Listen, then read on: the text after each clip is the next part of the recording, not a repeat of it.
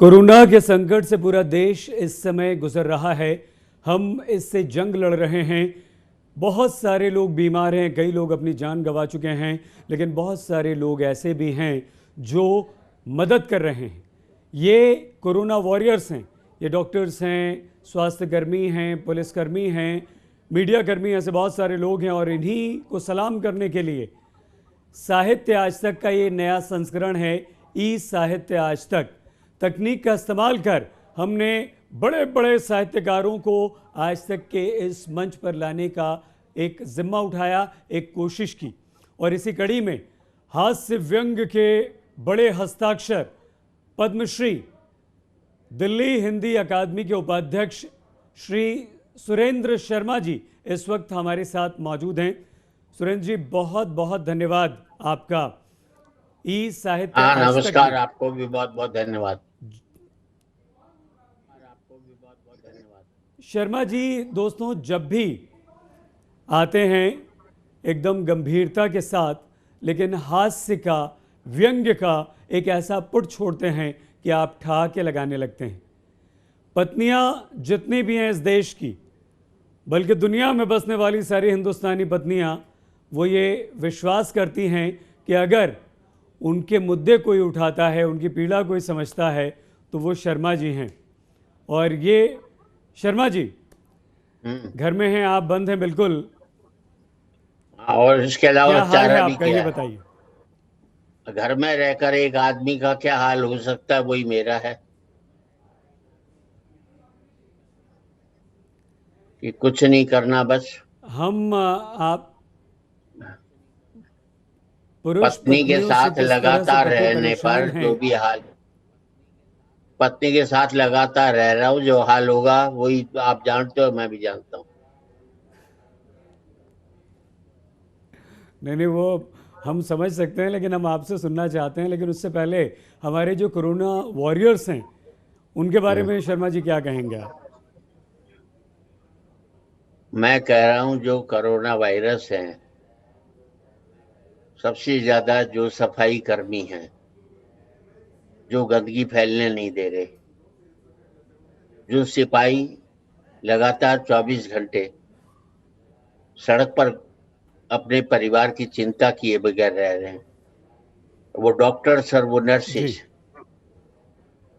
जो हमारी सेवा में तत्पर हैं, ये जानते हुए कि उनकी भी जान को खतरा है, जो सेवा करे, वो समझता हूँ आदमी की सेवा करना एक बहुत बड़ी बात है। और सबसे बड़े वो भी हैं जो इस का पालन कर रहे हैं।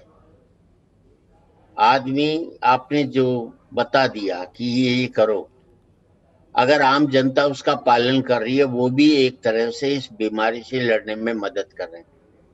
आज पूरा देश इस बीमारी में सरकार के साथ है, और जी मैं हर्षवर्धन जी को भी बधाई देता हूं कि उनके कामों की वजह से उन्हें जो आज WHO की तरफ से एक चेयरमैन बनाए गए हैं, तो उनको भी बधाई देना चाहता हूं।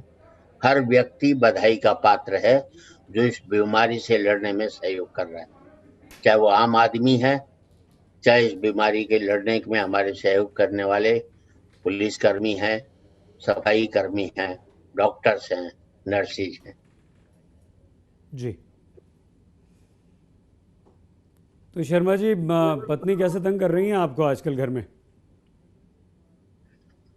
वो मुझको क्या तंग करेगी, क्योंकि वो जो काम कहती है मैं कर देता हूँ, और ऐसा करता हूँ कि दोबारा कहने की उसकी हिम्मत नहीं होती। जैसे उसने सब्जी बनाने को कहा मुझे, मैंने बनाई, और उसमें 2 चम्मच जी। मिर्ची ज्यादा डाल दी। उसके बाद उसकी हिम्मत ही नहीं पड़ी मुझसे कुछ काम करवाने की। तो ये तो अपना सलीका अरे तो है भूखे कि तो आप हम भी रह गए होंगे ना। हैं। नहीं, मैंने अपनी सब्जी पहले निकाल ली थी। इतना बेवकूफ हूं, पागल नहीं हूं बहुत मैं। बहुत परेशान हैं देश भर के पति सर। हैं। कोई सलाह देना चाहेंगे उनको आप? मैं पतियों को सलाह दे रहा हूं कि आज की तारीख में बुरा वक्त है, सपने में भी हमें होशियार रहना पड़ेगा, जागते हुए नहीं, सपने में भी। वो एक पति रात को सपने सपने में में कैसे? बुड़बुड़ा रहा था, रूबी रूबी रूबी। पत्नी ने सुन लिया, उठाया उसे, बोले कौन है रूबी? पति घबरा गया लेकिन संभल गया, बोले ये घोड़ी का नाम है। बोले क्या मतलब? बोले मैं सपने में एक रेस कोर्स में बैठा हुआ था, रूबी नामक घोड़ी पर मैंने पैसे लगा दिए थे, तो ये घोड़ी पीछे रह रही थी दौड़ में, तो मैं इसे सपने में बढ़ावा दे रहा था, रूबी रूबी रूबी। पत्नी बोली ठीक, सीधी सादी पत्नी थी। अगले दिन पति आया, उसने पत्नी से पूछा कोई खास समाचार? बोले कोई खास समाचार नहीं है, तेरी घोड़ी का 3 बार फोन आया था, जरा तू बात कर लियो उससे। तो हमको तो हर समय होशियार रहना पड़ेगा। कोई कोई सलाह तो दे दीजिए। रूबी रूबी जिस कहकर, घोड़ी कहकर भी फंस गया बेचारा। नहीं, सलाह तो देनी नहीं चाहिए। मेरी सलाह अगर पति ने मान ली तो फिर वो घर से अंदर नहीं रह सकता, वो बाहर ही रहेगा। उसे बाहरी क्वारंटीन के लिए 15 दिन ढूंढने पड़ेंगे, इसलिए वो मेरी सलाह माने नहीं। जैसा पत्नी कहती रहे वैसा करते रहो, बाकी सब ठीक है। और कल को काम धंधा भी बंद हो जाएगा तो कम से कम झाड़ू झाड़ू पहुंचेगा तो काम कहीं कर ही सकता है। ये एक्स्ट्रा काम और तो वो उसे भी मिल अपने जाएगा, अपने ही घर में। भूखा थोड़ी मरेगा। जी।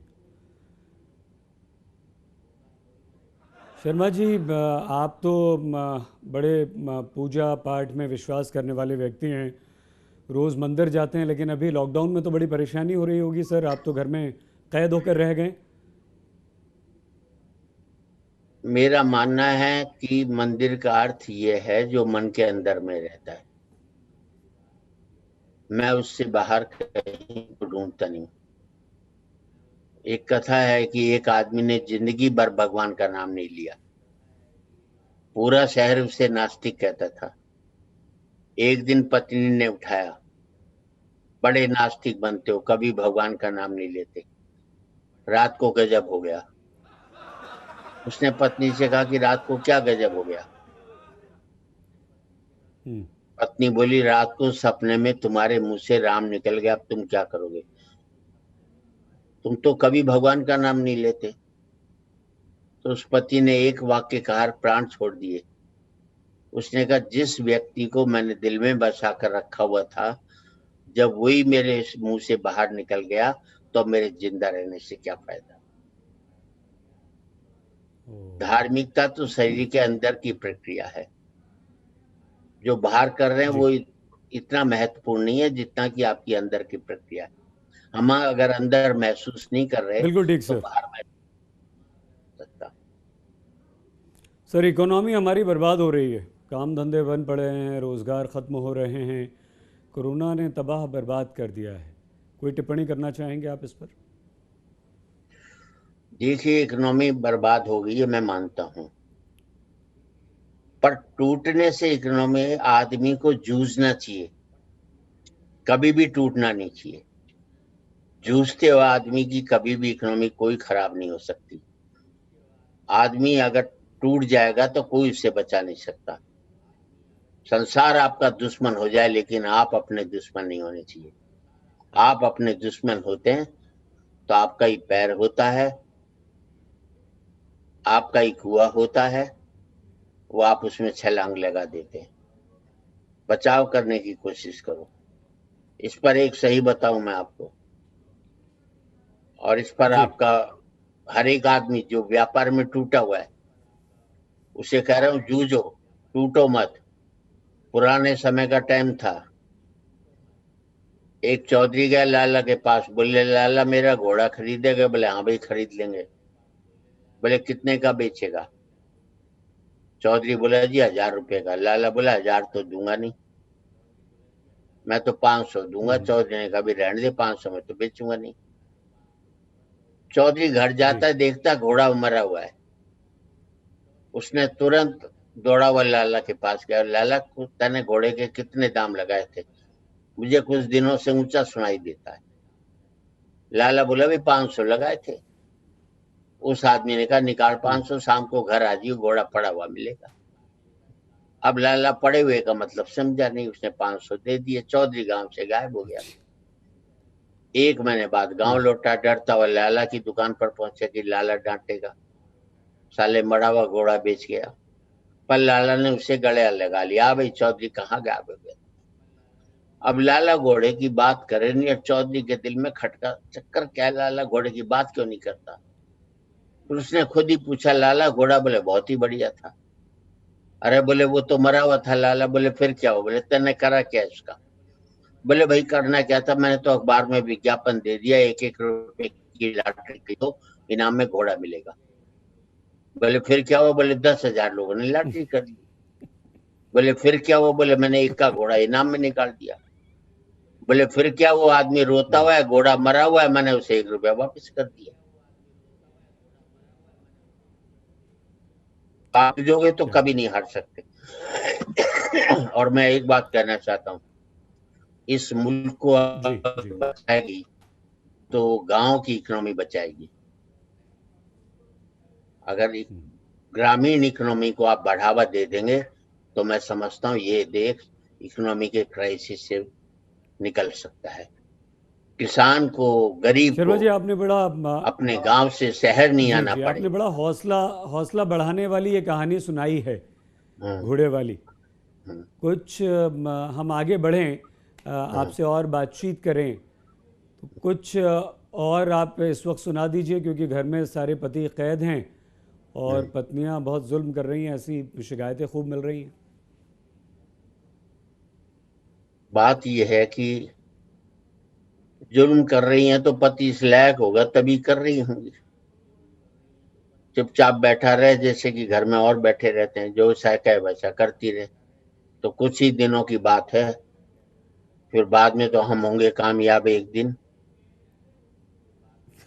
अभी तो पत्नी कह रही घर से बाहर मत निकलो, घर में रहो, फिर कहे बाहर निकलो घर में मत रहो। वो दिन आ जाएंगे, जल्दी आ जाएंगे, उसमें घबराने की कोई बात नहीं है। और 4 पंक्तियां हैं मेरी, और इन 4 लाइनों जी। में मैंने अपनी पत्नी की खूबसूरती के गुण गाए, लेकिन कितना महंगा पड़ा। मैंने कहा पत्नी जी मेरो इरादो बिल्कुल ही नेक है, तू सैकड़ों में एक है, घराड़ी बोली बेवकूफ मत बनाओ, बाकी 99 कौन है या बताओ। तो पति बेचारा गुण भी नहीं गा सकता। और सीधी सी बात मैं बताऊं, तुलसीदास जी के एक चौपाई ने इस देश की महिलाओं को बड़ा परेशान किया। अब कोई भी पुरुष ये चौपाई सुना करके महिलाओं को परेशान नहीं कर सकता। हमने अपनी पत्नी से कौन कहा, सा? तुलसीदास जी ने कहा है, ढोल गंवार शूद्र पशु नारी, ये सब ताड़न के अधिकारी, इसका अर्थ समझती है समझाएं। पत्नी बोली इसके अर्थ तो बिल्कुल ही साफ हैं, इसमें एक जगह मैं हूं, 4 जगह आप हैं।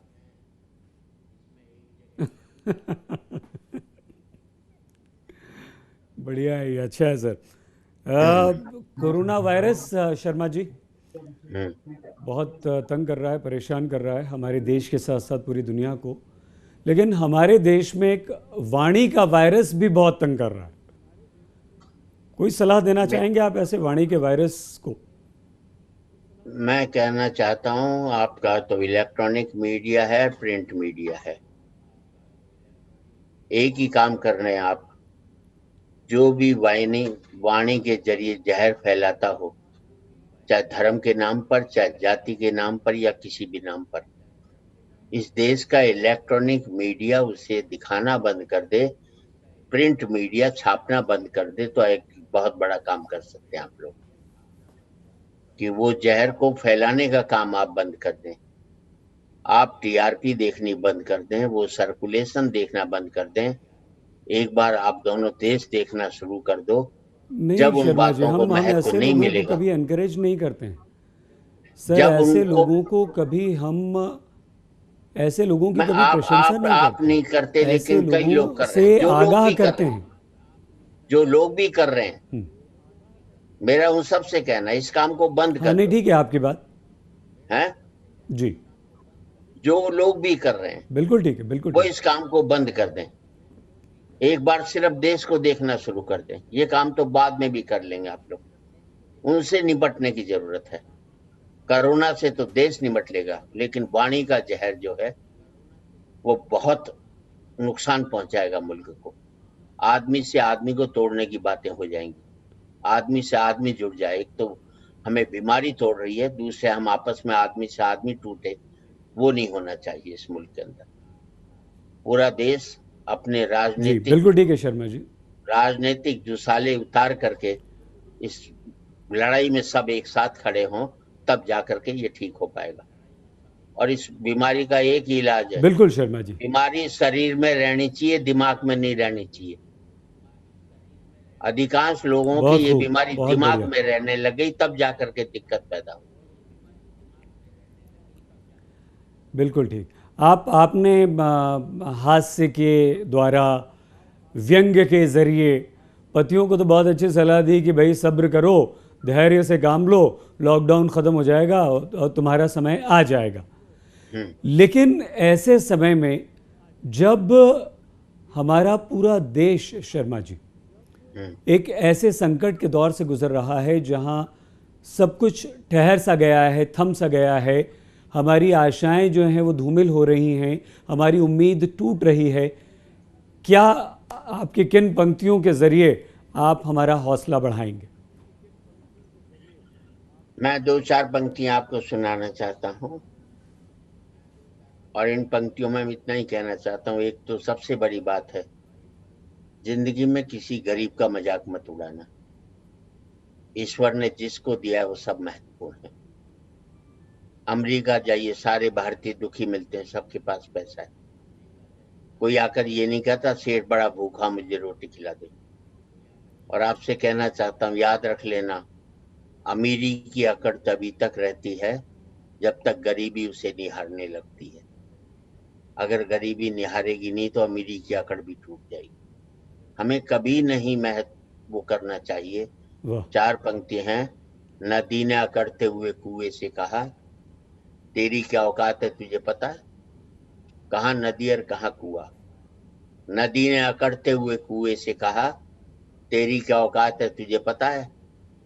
कुआं हाथ जोड़कर बोला, बहन जी, भटकाव और ठहराव में कुछ तो फर्क होता ही है। कुआं हाथ वाह जोड़कर वाह बोला, वाह, बहन जी, बहुत खूब। भटकाव और ठहराव में कुछ तो फर्क होता ही है। फर्क इतना ही है कि तुम प्यासे के पास जाती हो और प्यासा मेरे पास आता है। तुम ऊपर से नीचे की ओर क्या बात। जाती हो, इसलिए मीठे से खारी हो जाती हो। मैं नीचे से ऊपर की ओर आता हूँ, इसलिए मीठा का मीठा ही रहता हूँ। अपने लेवल से आप ऊपर उठोगे तो मीठे हो जाओगे, अपने लेवल से नीचे गिरोगे तो खारे होते हुए चले जाओगे। किसी दिन मेरा दुख क्या बहुत है? खूब। मेरा दुख क्या मालूम है आपको? वो जो मेरा बताइए सुख ये बताइए। है, मैं सुख उसे मानता हूं जो मेरे पास नहीं है। मुझे मेरी दो गाड़ियां सुख जी नहीं देती। मेरे सगे भाई की 3 गाड़ियां मुझे तकलीफ देने लग गई। जब दुखी दूसरे करती, का दुखी सुख करती मुझे है। जी तकलीफ जी जी। देगा तो हम कभी भी सुखी नहीं रह जाएंगे। जिस दिन किसी का आंसू हमारा आंसू बनेगा, जिस दिन किसी की हंसी हमारी हंसी बनेगी, उस दिन एक सुनहरा भारत हमारे हाथों में होगा। हम दूसरे के दुख से दुखी होने लग गए, तब बिल्कुल जाकर के सही। इस मुल्क में तकलीफ साहित्य होगी। कैसे किसी भी संकट की घड़ी में आगे आता है, देश को आगे ले जाने के लिए लोगों में एक ऊर्जा का संचार करने में मददगार सिद्ध होता है शर्मा जी। जी बिल्कुल। और मैं कहता हूं, कभी भी साहित्य का मतलब ये है कि जो सबका हित करे, ना कि स्वहित करे। साहित्य। जी साहित्य का मतलब सबका हित है। जो वरना कई ऐसे भी हैं कि उसने पसीना बहाने पर कविता लिखी, पसीना बहाने वालों के समझ में ही नहीं आई और हमें समझने में पसीने आ गए। तो ऐसा भी नहीं होना जी। चाहिए। और एक तरह की भावना होनी चाहिए। एक धार्मिकता क्या होती है? एक आदमी के पास भूखा गया सेठ, सेठ भूखा मुझे रोटी खिला दे। सेठ ने कहा मैं तो धार्मिक आदमी हूँ, 15 मिनट तक जो राम का नाम जप लेता है उसे खाना खिला देता हूँ, धार्मिक काम भी हो जाता है, उसकी भूख भी मिट जाती है। उस भूखे आदमी ने कहा मैंने तो आज तक नाम नहीं लिया, अब कैसे लूंगा? हम्म, सेठ बोला रहने दे। फिर सेठ ने कहा ऐसा कर, भूख तड़फ रहा था वो, तू 5 मिनट राम का नाम ले दे, मैं तुझे रोटी खिला दूं। उस भूखे आदमी ने फिर मना कर दिया। आखिर में सेठ ने देखा ये तो मर ही जाएगा। उसने कहा देख मेरी भी प्रतिष्ठा की बात है, मेरे भी सिद्धांत हैं, तू एक बार राम का नाम ले दे, तुझे रोटी खिला दूं। उस भूखे आदमी ने नहीं मानी बात और मर गया। रात को भगवान राम दिखे सेठ को, बोले सेठ बड़ा पाप किया रे, आज तो एक आदमी को मार दिया तेने। सेठ ने कहा भगवान जी, पापी तो वो था जो आपका नाम नहीं लेता था, मैं तो आपका नाम लेने जी। वालों को हर एक को रोटी खिला देता हूँ, और आप मुझे पापी बता रहे हो। तो राम ने कहा नहीं सेठ, पापी तू है। उसने कहा मैं कैसे पापी हुआ? तो राम ने कहा सेठ एक बार बता, जो भूखा मरा उसकी उम्र क्या थी? सेठ ने कहा होगी कोई 60 साल। अब आपका ध्यान चाहूंगा। भगवान राम ने सेठ से जी। कहा जी। सेठ, जानता तो मैं भी था वो मेरा नाम नहीं लेता, मैं 60 साल तक उसे खाना खिलाता रहा, तू एक टाइम का खाना उसे नहीं खिला सकता। क्या बात है, क्या बात है शर्मा जी, वाह वाह वाह वाह, वाह ये वाह। हमारी धार्मिकता अगर अंदर नहीं है, हमारे दयालुता हमारे अंदर, कोई कीमत नहीं है किसी के आंसुओं की, तो हमें हंसने का हक नहीं दिया किसी ने। ओशो कहते हैं जब आप हंसते हैं तो ईश्वर की प्रार्थना करते हैं। और मैं आप सबसे कहता हूं, जब आप किसी को हंसाते हैं तो ईश्वर आपके लिए प्रार्थना करता है। आप किसी के आंसू पहुंच दीजिए, वाह। फिर किसी मंदिर मस्जिद गुरुद्वारे गिरजाघर जाने की जरूरत नहीं है, स्वयं ईश्वर ही आपके लिए प्रार्थना करता रहेगा। तो इस महामारी में हमारा बिल्कुल सबका शर्मा फर्ज जी। बनता है कि हम जितना किसी का आंसू पहुंच सके, जितना किसी के चेहरे पर मुस्कान ला सके, मैं समझता हूं उससे बड़ी पूजा कोई नहीं हो सकती, उससे बड़ी कोई इबादत नहीं हो सकती। आप एक के आंसू पहुंच दोगे तो समझ लेना आज तुम्हारी इबादत, तुम मंदिर चले गए, सब कुछ काम कर गया। जो सबसे बड़ी बात यह है, हम अपनी बनाई हुई मूर्तियों की पूजा करते हैं, और होना ये चाहिए है जो ईश्वर की बनाई मूर्तियां मनुष्य हैं उनकी किसी दिन सेवा करेंगे तो हमारी इबादत पूरी हो जाएगी। क्या बात है, वाह वाह वाह वाह वाह। ईश्वर की बनाई हुई मूर्तियां यानी कि आप और हम मनुष्य, बहुत बहुत ही सुंदर शर्मा जी। जी धन्यवाद। बुद्धिमानों की मूर्खताएं, हम्म, हम सब अपने आप को बड़ा बुद्धिमान मानते हैं, उसमें मूर्खता करते रहते हैं। कोई सलाह देखिए इस समय, क्योंकि ये ऐसा है, ऐसा है। संकट में बाहर निकल रहे हैं, नियम तोड़ रहे हैं, खुद परेशान हो रहे हैं, कोरोना को फैला रहे हैं, देखिए मूर्खता बात ना सुनिए, करें कैसे? देखिए बात सुनिए। कोई आदमी घर से बाहर जी। निकलता है, कोई मजदूर बाहर सड़क पर दिखाई दे रहा है, वो मजबूरी में बाहर निकल रहा है, मजबूती से नहीं निकल रहा। हम उसकी मजबूरी देखें। आप सोशल डिस्टेंस की बात करते हैं, मैं पूछना चाहता हूं, एक झोपड़ी में 6-6 लोग रह रहे हैं, कैसे सोशल डिस्टेंस मेंटेन करेंगे वो?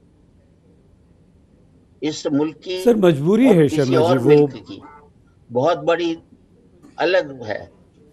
उनके पास काम है, वो आदमी नहीं है। हमारे पास आदमी है, काम नहीं है।